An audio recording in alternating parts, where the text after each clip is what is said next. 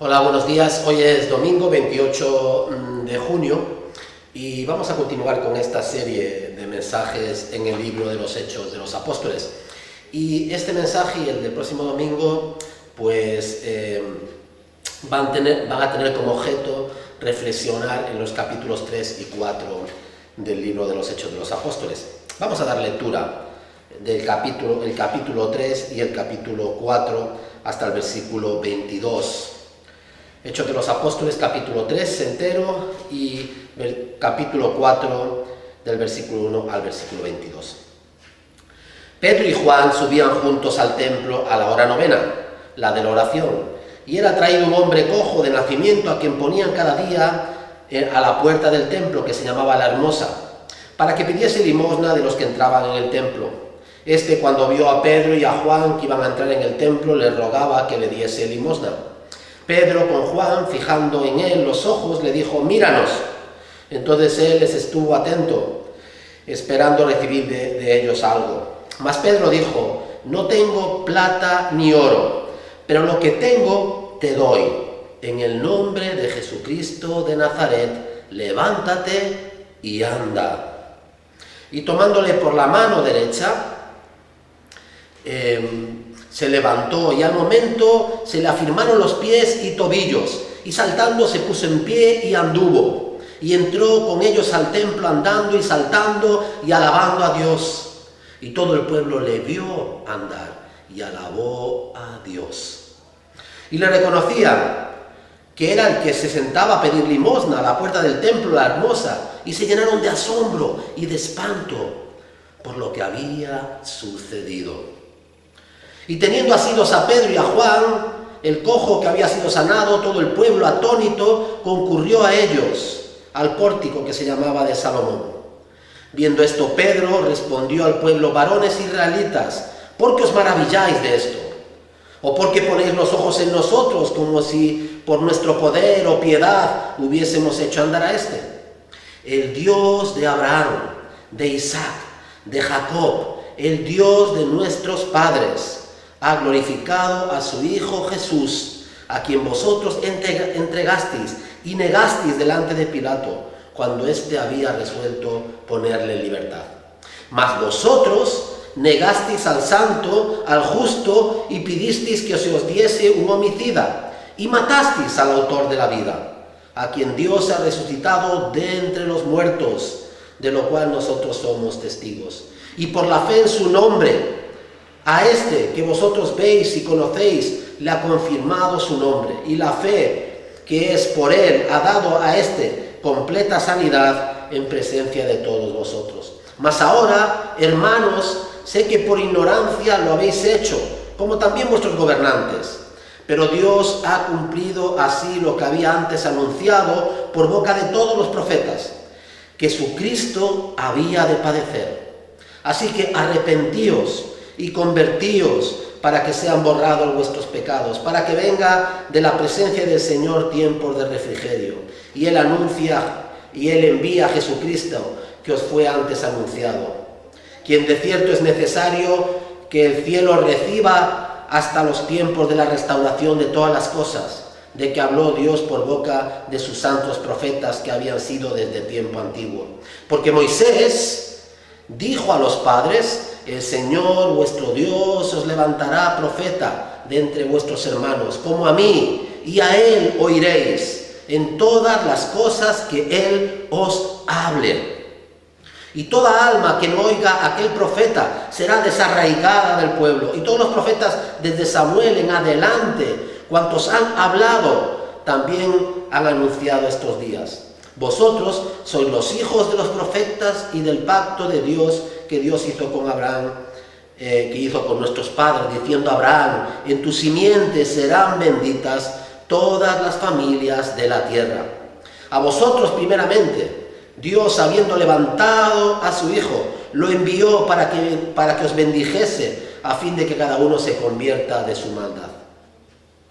Hablando ellos al pueblo, vinieron sobre ellos los sacerdotes con el jefe de la guardia del templo y los saduceos, resentidos de que enseñasen al pueblo y anunciasen en Jesús la resurrección de entre los muertos. Y les echaron mano y los pusieron en la cárcel hasta el día siguiente, que ya era tarde. Pero muchos de los que habían oído la palabra creyeron, y el número de los varones era como 5.000. Aconteció al día siguiente que se reunieron en Jerusalén los gobernantes, los ancianos y los escribas, y el sumo sacerdote Anás y Caifás y Juan y Alejandro y todos los que eran de la familia de los sumos sacerdotes. Y poniéndoles en medio le preguntaron: ¿con qué potestad o en qué nombre habéis hecho vosotros esto? Entonces Pedro, lleno del Espíritu Santo, le dijo: gobernantes del pueblo y ancianos de Israel, puesto que hoy se nos interroga acerca del beneficio hecho a un hombre enfermo, de qué manera éste haya sido sanado, sea notorio a todos nosotros y a todo el pueblo de Israel, que en el nombre de Jesucristo de Nazaret, a quien vosotros crucificasteis y a quien Dios resucitó de entre los muertos, por él este hombre está en vuestra presencia sano. Este Jesús es la piedra reprobada por vosotros los edificadores, la cual ha venido a ser cabeza del ángulo, y en ningún otro hay salvación, porque no hay otro nombre bajo el cielo dado a los hombres en que podamos ser salvos. Entonces, viendo el denuedo de Pedro y de Juan, sabiendo que eran hombres sin letras y del vulgo, se maravillaban y le reconocían que habían estado con Jesús. Y viendo al hombre que había sido sanado, que estaba en pie con ellos, no podían decir nada en contra. Entonces les ordenaron que salieran del concilio y que conferenciaban entre sí, diciendo: ¿qué haremos con estos hombres? Porque de cierto señal manifiesta ha sido hecha por ellos, notoria a todos los que moran en Jerusalén, y no lo podemos negar. Sin embargo, para que no se divulgue más entre el pueblo, amenacémosles para que no hablen de aquí en adelante a hombre alguno en este nombre. Y llamándoles, les intimidaron que en ninguna manera hablasen ni enseñasen en el nombre de Jesús. Mas Pedro y Juan respondieron diciéndoles: juzgad si es justo delante de Dios obedecer a vosotros antes que a Dios. Porque no podemos dejar de decir lo que hemos visto y oído. Ellos entonces la amenazaron y les soltaron, no hallando ningún modo de castigarles por causa del pueblo, porque todos glorificaban a Dios por lo que había hecho, ya que el hombre en quien se había hecho este milagro de sanidad tenía más de 40 años. Y puestos en libertad vinieron a los suyos y contaron todo lo que los principales sacerdotes y los ancianos les habían dicho. Y ellos, habiéndolo oído, alzaron unánimes la voz a Dios y dijeron: soberano Señor, tú eres el Dios que hiciste el cielo y la tierra, el mar y todo lo que en ellos hay. Que por boca de David, tu siervo, dijiste: ¿por qué se amontonan las gentes y los pueblos piensan cosas vanas? Se reunieron los reyes de la tierra y los príncipes se juntaron en uno contra el Señor y contra su Cristo, porque verdaderamente se unieron en esta ciudad contra su santo Hijo Jesús, a quien ungiste, Herodes, Poncio Pilato, con los gentiles y el pueblo de Israel, para hacer cuanto tu mano y tu consejo antes habían determinado que sucediera. Y ahora, Señor, mira sus amenazas y concede a tus siervos que con todo denuedo hablen tu palabra, mientras extiendes tu mano para que se hagan sanidades y señales y prodigios mediante el nombre de tu santo Hijo Jesús. Cuando hubieron orado, el lugar en el que estaban congregados tembló, y todos fueron llenos del Espíritu Santo y hablaban con denuedo la palabra de Dios. Hasta ahí, hasta el versículo 31 del capítulo 4. La primera oposición es el título de este mensaje. Curiosamente, la oposición no surge, no es una reacción contra la acción, contra la predicación de un mensaje de reforma de las buenas costumbres y de la moral, de un mensaje en contra de la esclavitud o en contra de la inmoralidad en la que vivían muchos en aquella época. No. Al contrario, la oposición se va a levantar, la persecución se va a levantar contra un mensaje que es cristocéntrico. Es un mensaje que habla del Mesías, del que había de venir, ¿verdad? No hay otro nombre en el cual podamos ser salvos, ningún otro nombre hay salvación, porque no hay otro nombre bajo el cielo dado a los hombres en que podamos ser salvos. Entonces la persecución y la oposición se levanta contra este exclusivismo del cristianismo, ¿verdad? No es en contra de una iglesia que predica reformas morales, reformas sociales, sino contra una iglesia que predica que no hay otro nombre, que no hay otra forma, no hay otro medio, no hay otro camino de ser salvos que a través del Señor Jesucristo, ¿verdad? Es curioso, yo creo que podríamos reflexionar sobre eso, ¿no? Cuando somos perseguidos ¿a causa de qué? ¿Qué evangelio predicamos? ¿Somos perseguidos por causa de su nombre? ¿Por causa de su causa? ¿O por causa de predicar otros asuntos, otras doctrinas, ¿verdad? Que son subyacentes, que no tienen la relevancia que tiene esta doctrina. No hay otro nombre, no hay otro camino de salvación que no sea la del Señor Jesucristo. Después de lo sucedido el día de Pentecostés, tras la poderosa predicación de Pedro, en la que tantas almas se convirtieron, el tremendo crecimiento de la iglesia, podríamos pensar que nada puede detener a esta iglesia en este momento de expansión, ¿verdad? Y si añadimos el espléndido compañerismo en el cual meditábamos la semana pasada, esa primera comunidad, cómo vivía, ¿verdad? Cómo compartía lo que tenía, cómo ejercía esa solidaridad cristiana, cómo cuidaba, enseñaba, cuidaba a los suyos, ¿verdad? Creemos que esto sería imposible de parar, que nada podría impedir el crecimiento de esta iglesia. La profunda devoción, perseveraban en la doctrina de los apóstoles, en la oración, en el partimiento del pan los unos con los otros, la amorosa generosidad, donde los que más tenían vendían sus propiedades para compartirlas con las viudas que se habían añadido a la comunidad cristiana.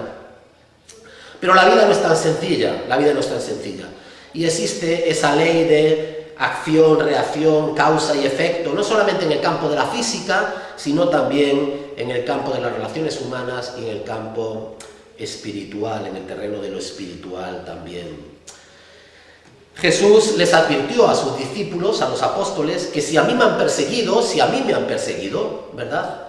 También a vosotros os perseguirán. Entonces, no podemos entender la persecución, la oposición al Evangelio, a lo que predicamos, fuera del contexto de que hay una advertencia y que si nuestro maestro ha sido perseguido también y ha sido acusado falsamente, lo será su iglesia, inevitablemente. Los dirigentes habían condenado a muerte a Jesús y creían que aquello habría terminado allí, ¿verdad? Acabando con la vida del pastor, las ovejas serían dispersas y bueno, pues a otra cosa, ¿verdad? Nos vamos a otra cosa. Pero curiosamente es la muerte, la resurrección de Jesús lo que hace que esta iglesia ahora no deje de hablar y no deje de crecer, ¿verdad? Por lo tanto, el problema incluso ahora es mayor que el que tenían con el maestro mismo, ¿no? Porque ahora se han multiplicado las voces, se ha multiplicado la iglesia, se ha multiplicado el testimonio. Y ahora tenían que actuar de nuevamente el Sanedrín, aquellos que habían condenado a Jesús, para suprimir esta herejía cristiana, o tendrían una situación peor que la que tuvieron previamente en el caso del Señor. Lo que vemos es que el desencadenante, lo que desencadena todo aquí, esta nueva predicación de Pedro, esta nueva situación, esta oposición, primera oposición ya organizada de nuevo, ya ahora contra la iglesia, es un milagro. El milagro que encontramos en este pasaje, donde Pedro y Juan, caminando al templo para orar, pues encuentran a este hombre que llevaba muchos años allí, en el mismo lugar, pidiendo limosna, este cojo, a la puerta del templo llamada La Hermosa, y entonces pues hay un milagro, el milagro de este hombre que era cojo de nacimiento. Lo primero que me llama la atención es la continuidad entre lo antiguo y lo nuevo. Y aquí encontramos a Pedro y a Juan y se nos dice que la primera comunidad todavía asiste al templo regularmente. y al mismo tiempo se reúnen en las casas, persevera en la doctrina de los apóstoles, en el partimiento del pan, pero no han dejado de congregarse en el templo. Por lo tanto, lo que vemos es que hay una transición.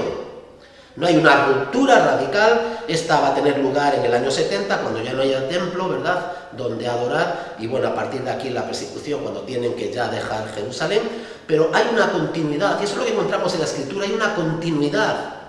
No es una ruptura radical, tenemos antiguo pacto, nuevo pacto, pero las mismas promesas, la misma salvación, ¿verdad?, más luz, y hay una continuidad en esa luz, aunque se va aumentando y se va viendo más claramente, más nítidamente cuál es el centro, cuál es el objeto, cuál es el objeto de nuestra fe, el Mesías, ¿verdad?, aquel que había de venir, Dios humanado, el siervo de Dios, el siervo sufriente.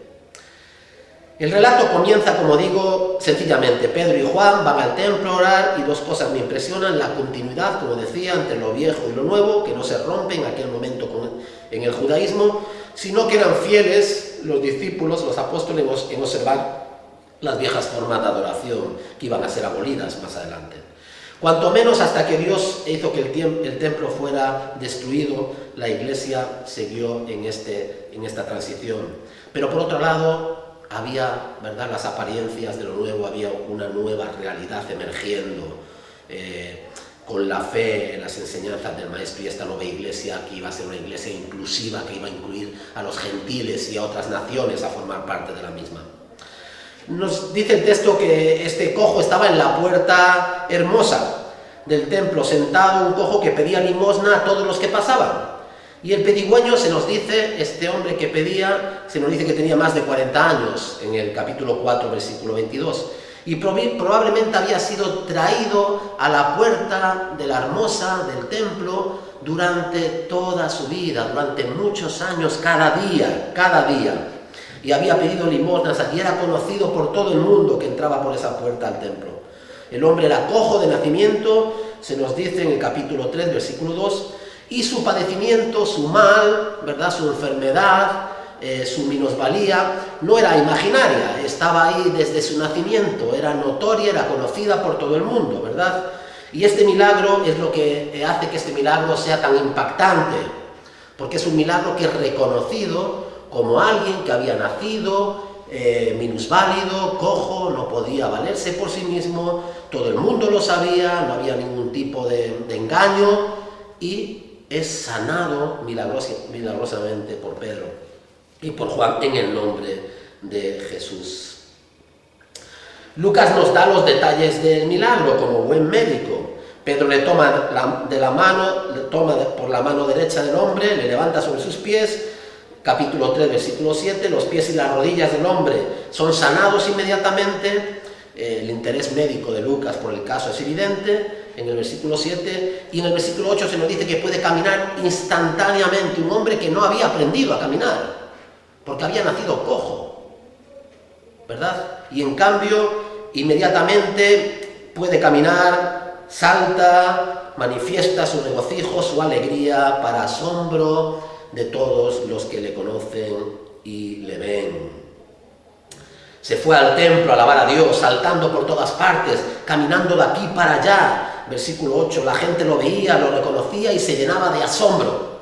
Y es a raíz de este milagro, un milagro que hacen en el nombre de Jesús, ¿verdad?, que después hay una reacción ante este milagro y ante el impacto de este milagro en la audiencia y en toda la ciudad, ¿verdad?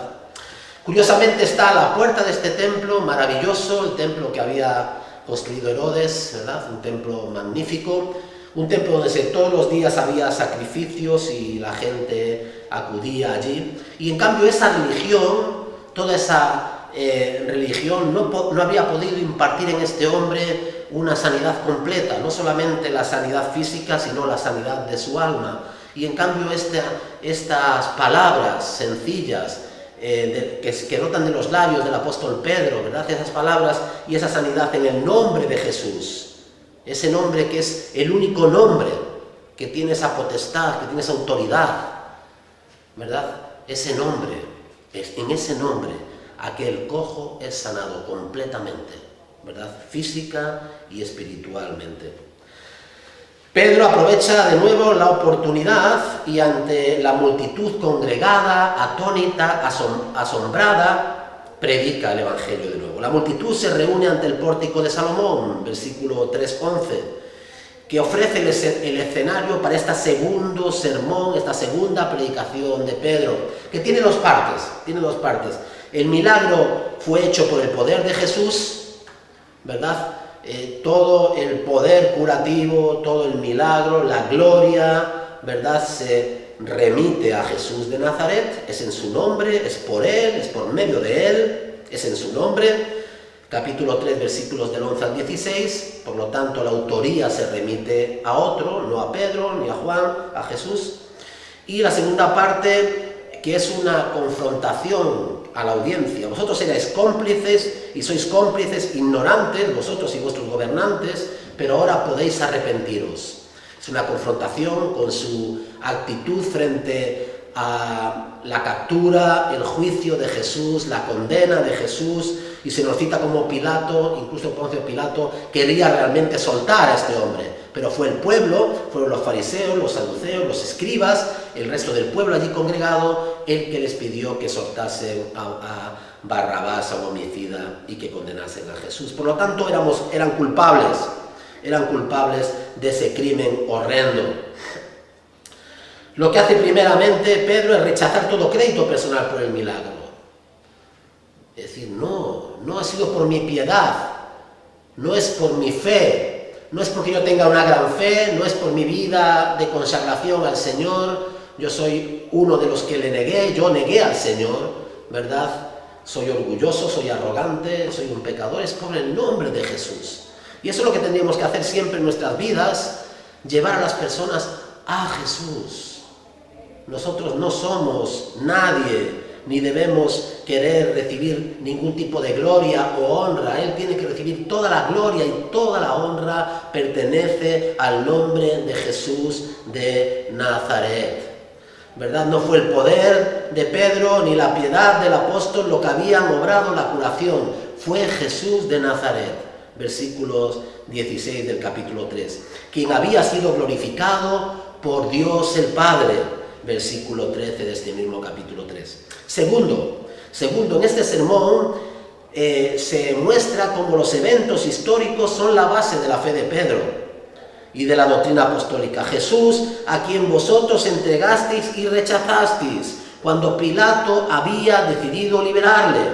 Pedisteis que os liberaran a un asesino, a Barrabás, a un homicida. Vosotros matasteis al autor de la vida. Y tú, amigo, amiga, hermano, hermana, que quizá me estás viendo y escuchando, puedes preguntarme, claro, pero ellos es verdad, porque ellos estaban allí presentes. Y ellos dijeron, no, crucifícale, crucifica a Jesús, suéltanos a Barrabás. Pero nosotros no estábamos allí, pero hubiéramos hecho lo mismo. Nosotros hacemos eso cada día, desplazando a Jesús de nuestras vidas, siendo nosotros el centro de nuestra propia vida, teniendo otros dioses en nuestros corazones, sirviendo a otros señores. También nosotros crucificamos a Jesús cada día, ¿verdad? Y buscamos otros señores, otros dioses a los cuales servir. Vosotros matasteis al autor de la vida, pero Dios le levantó de los muertos. Nosotros somos sus testigos. Capítulo 3, versículos 13 al 14. Los apóstoles no creyeron en la resurrección debido a que esto era un artículo de fe. Se convirtió en un acto de fe porque habían visto al Señor resucitado. Mira, podemos enseñar mucha doctrina, podemos decir a las personas que reciten el credo apostólico, podemos enseñarle a las personas a que conozcan de pe a pa, de principio a final, el catecismo de Heidelberg o el catecismo de Westminster. Todas estas doctrinas maravillosas, ¿verdad?, que debemos guardar como un tesoro. Pero nadie se convierte si esto no se hace realidad en sus vidas.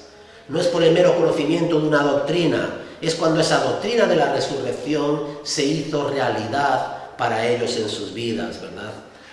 Formó parte de su vida, no cuando era solamente un mero conocimiento intelectual, sino cuando es algo vital, algo experimental, algo que yo sé, algo que Dios me ha revelado, algo que yo guardo como un tesoro en mi corazón.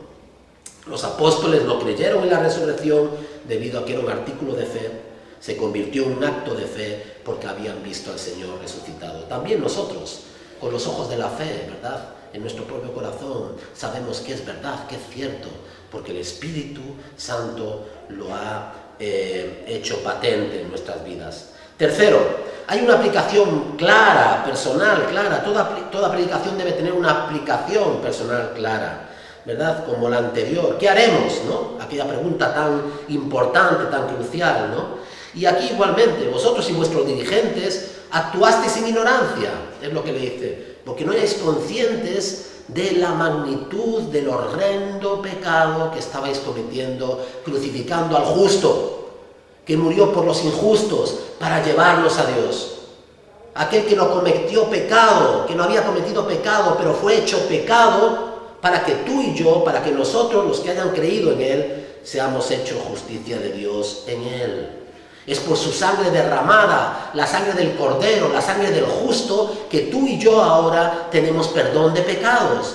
Y todos los pecados, ¿verdad?, son perdonados por la sangre de aquel Cordero inocente que ocupó tu lugar, mi lugar en la cruz del Calvario. ¿Verdad? El pueblo había sido vacilante en pronunciarse con respecto a los hechos de la vida de Jesús. Sabían que era un justo, sabían que había hecho milagros y aún así le condenaron a muerte, ¿verdad? Pedro trata de demostrarles que las Escrituras profetizaron la venida del Mesías. Y entonces habla de nuevo, como en el anterior sermón, y explica el Antiguo Testamento y las profecías del Antiguo Testamento que tienen que ver con esta venida del Señor y con todo lo que debía acontecer. El problema para los judíos, ¿verdad?, surge al confundir las glorias de su segunda venida, de la que todavía está por acontecer, en el versículo 20 del capítulo 3, ¿verdad? Versículo 20, envía al Señor Jesucristo que os fue antes anunciado, y Él envíe al Señor Jesucristo que os fue antes anunciado. Es decir, el Señor vuelve todavía. Esta es su primera venida en humillación, como un siervo sufriente, a ocupar el lugar que nos correspondía a nosotros en la cruz. Pero en su segunda venida vendrá como Rey de Reyes, como Señor de Señores, y toda rodilla se doblará y confesará que Jesucristo es el Señor para gloria de Dios Padre. Y es esa confusión entre su primera venida en su humillación y lo que esperaban. Un rey, un Mesías, un libertador, alguien que les liberase del yugo romano, ¿verdad?, que les devolviese la gloria del reino y del reinado de David. Moisés mismo había profetizado que había de venir un profeta mayor a él, capítulo 3, versículo 22, citando Deuteronomio 18, versículos 15 y 16. Y había prevenido a los israelitas contra rehusar escucharle. A él prestad atención, a él escuchadle a él. Todos los profetas habían hablado de él. Él era la semilla de Abraham, a través de quien todas las familias de la tierra serían bendecidas, no otra persona, no ningún otro. Era Jesús de Nazaret, la semilla de la cual Abraham, de la cual Abraham se le da esa promesa, en el cual serían benditas todas las familias de la tierra. Génesis 22, 18, ¿verdad? En el protoevangelio también lo encontramos, ¿verdad? En Génesis también. Este siervo había sido enviado primero al pueblo al cual Pedro se estaba dirigiendo. Hechos 3:26. A los suyos vino, mas los suyos no le recibieron. Y él continúa buscando a otros. Si tú no le recibes, buscará a otros, ¿verdad? El Señor busca, ¿verdad?, a otros, busca a su pueblo, allí donde esté. De no haber intervenido los funcionarios en aquel momento, dice, hablando ellos al pueblo, vinieron sobre ellos los sacerdotes con el jefe de la guardia del templo y los saduceos. Si no hubieran venido estos oficiales del templo, el pueblo seguramente hubiera sido profundamente afectado en su conciencia y habrían preguntado de nuevo, muchos de ellos, ¿qué haremos? ¿Verdad? Como en el anterior sermón, ¿qué haremos? En el capítulo 3:26 Se nos dice: a vosotros primeramente Dios, habiendo levantado a su Hijo, lo envió para que os bendijese, a fin de que cada uno se convierta de su maldad. Y ahí en ese momento llegan, tras ese momento, los oficiales, ¿verdad?, del templo, y entonces hay una parada en la predicación. Si no, pudiesen haber pasado muchas cosas también allí en medio de esa predicación. Son arrestados Pedro y Juan, ¿verdad? Son arrestados por haber sanado a aquel hombre, por haber predicado, ¿verdad? Pero les arrestan, los oficiales les arrestan a él y a Juan, capítulo 4, del versículo 1 al versículo 3. Los apóstoles habían ido al templo a la hora novena, que son como las 3 de la tarde, en el versículo 3.1. El milagro y la reunión de la multitud y la predicación de los apóstoles habían ocurrido en ese lapso de tiempo, y la puesta de sol pudo quizá haber sido, era verano, a las 6:30 de la tarde, y estaba prohibido celebrar juicio después del anochecer. Entonces vemos que todos esos eventos sucedieron en ese lapso, en ese periodo de tiempo. El arresto de los apóstoles, sin embargo, no detuvo la reacción de la gente, porque a pesar de quizá no poder haber acabado la predicación, predicaron lo suficiente, ¿verdad? Y predicó lo suficiente para que muchos creyeran. Y el número de hombres, solamente hombres, de la primera iglesia llegó a ser alrededor de 5.000 hombres, sin contar mujeres y niños, ¿verdad? 5.000 personas, increíble. En el interrogatorio que las autoridades del Sanedrín hacen a Pedro y a Juan, primero le preguntan: ¿cómo ha sido esto hecho? ¿En nombre de quién? Y lo primero que Pedro rechaza la pregunta de una manera que recuerda a las formas en las que el Señor lo rechazaba, en Juan capítulo 32.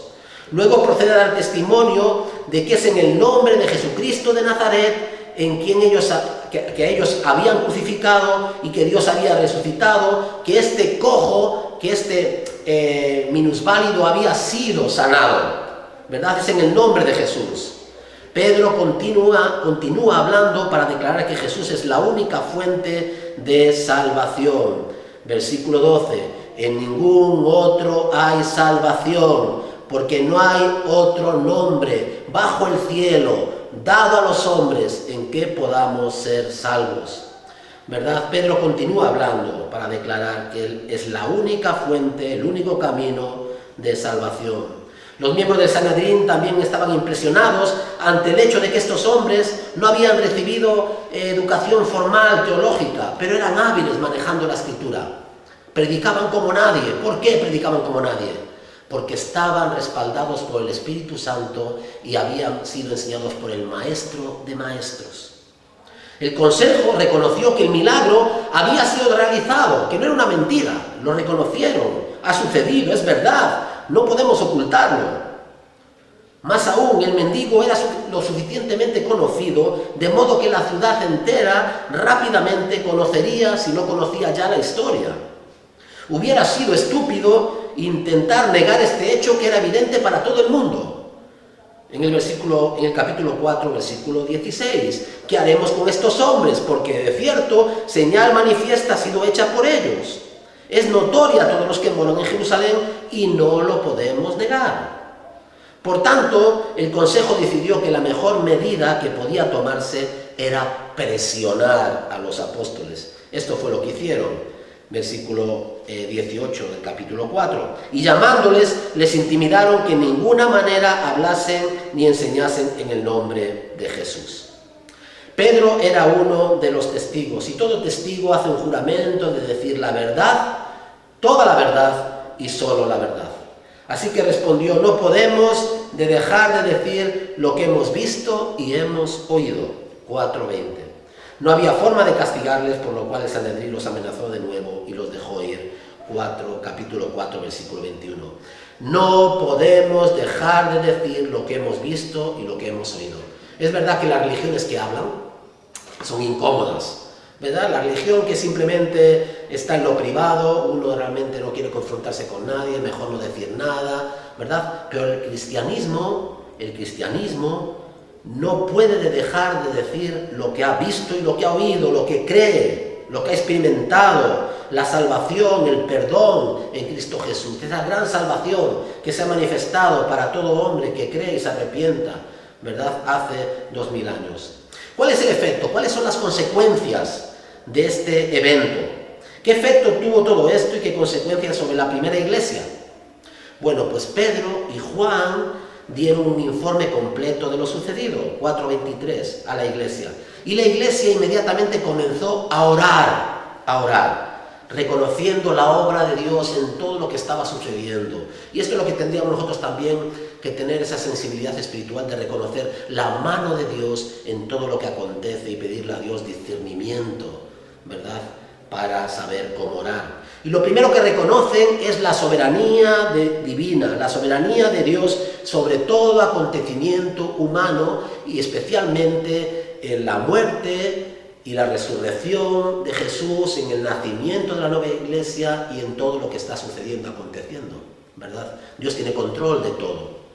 Dios tiene bajo control todo el universo, nada ocurre sin su permiso y durante esta época, por razones que Él solo conoce, permite que la lluvia caiga tanto sobre justos como sobre injustos, que el impío prospere muchas veces y que el justo sufra. Fue por su determinado consejo, presciencia, conocimiento previo, de que el justo fuese entregado. Versículos 2 al 23, ¿verdad? Capítulo 2, 23. Que se nos recordaba. A este, entregado por el determinado consejo y anticipado conocimiento de Dios, prendisteis y matasteis por manos de inicuos, crucificando en la providencia de Dios, el gobierno de Dios, sobre todo lo que sucede, ¿verdad? Evidente, patente, especialmente en la obra de salvación, en ese momento tan crucial para el futuro de la humanidad, para el futuro de su iglesia. Si Dios permitió que su propio Hijo sufriera injustamente, si Dios permitió que su Hijo sufriera, su Hijo el justo sufriera injustamente, ¿podemos negar que Dios permite aún a los más justos de nosotros que suframos? Dios permitió que la impía alianza de Herodes, Pilato, los gentiles, los judíos, se coaligasen contra Jesús, pero para hacer todo cuanto su mano y su consejo antes había determinado que sucediera. Capítulo 4, versículos 28 a 29. Nosotros los que creemos en la palabra de Dios debemos creer en primer término en la soberanía de Dios sobre todo lo que sucede. Nada sucede sin que Él lo sepa, ¿verdad? Sin que Él lo controle, ¿verdad? Incluso las malas acciones de estos hombres, los deseos homicidas, este homicidio estaba bajo el control de Dios y va a revertir para la gloria de Dios y para el bien de su iglesia y para el bien de la humanidad, sin eximir de culpa y de pecado a aquellos que infligieron tal horrible muerte a el justo, a Jesús de Nazaret. Al mismo tiempo que la iglesia reconoce esa soberanía de Dios, ¿verdad?, que ni siquiera un cabello de nuestra cabeza, un pelo de nuestra cabeza puede caer sin que Él lo sepa. Al mismo tiempo, la iglesia reconoce que hay una amenaza, que hay unos enemigos que han sido los enemigos de Jesús y que ahora son los enemigos de la iglesia. Y siempre es así. La iglesia siempre estará amenazada. La iglesia siempre tendrá enemigos, porque hay una confrontación entre la luz y las tinieblas. Pero tenemos que reflexionar por qué se nos persigue. ¿Es por causa de Él? ¿Es por causa de su nombre? ¿Es por causa de su gloria? ¿Es por causa de la cruz? ¿O es por causa de nuestra torpeza, de nuestra necedad? ¿Por causa de hacer énfasis y de poner énfasis en otras doctrinas que no son la doctrina central de la cruz, de la salvación, de la resurrección, de ese único nombre que ha sido dado a los hombres en el cual podemos ser salvos, ¿verdad? La primera iglesia ahora estaba alerta para encarar la horrenda realidad de la persecución. ¿Y qué hubiéramos orado tú y yo en aquel momento? Señor, líbranos de la persecución. Señor, castiga a nuestros enemigos. Señor, danos gracia para con las autoridades. ¿Qué haríamos? ¿Qué habríamos orado? Pero en cambio, ¿qué pidieron a ellos a la congregación que orase? Esta oración tan sencilla y maravillosa. Concede a tus siervos que con todo denuedo hablen tu palabra. Concede a tus siervos que con todo de nuevo valentía y coraje, ¿verdad?, pasión y convicción, hablen tu palabra. Y eso es lo que tenemos que pedir al Señor. Señor, danos valentía para que con denuedo, para que con perseverancia, para que con pasión, para que con convicción prediquemos tu evangelio. El evangelio de Cristo crucificado, resucitado y sentado a la diestra de Dios el Padre, que vuelve en poder y gloria, que juzgará a todo hombre y que traerá consigo los nuevos cielos y la nueva tierra, donde morará la justicia. A Él sea la gloria por los siglos de los siglos. Amén. Que el amor de Dios el Padre, que la gracia del Señor Jesucristo y que todo el consuelo y el poder de su Santo Espíritu sea con todos nosotros. Amén.